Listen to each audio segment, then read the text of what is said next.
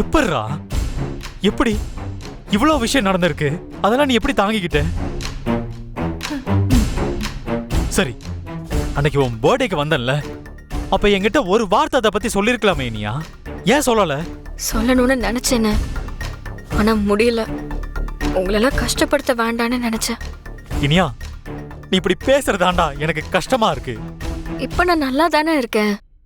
என்னை பத்தி யோசிச்சு நீ தேவையில்லாம இவ்ளோ தூரம் வந்திருக்கவே வேண்டாம்.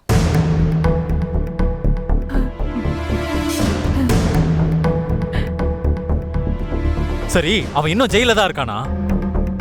ஆமா. வெளியே மட்டும் இருந்திருந்தான்னு வச்சுக்கோ, ஏன் அவன் கைய காலை உடைச்சிருப்பேன். அவனை சும்மா விடக்கூடாது.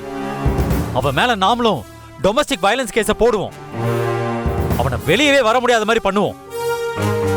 மொத்த ஃபேமிலி மேலயும் நம்ம சீட்டிங் கம்ப்ளைண்ட் கொடுப்போம். இதைத்தான் நானும் ஜெனியும் சொல்லிட்டு இருக்கோம்.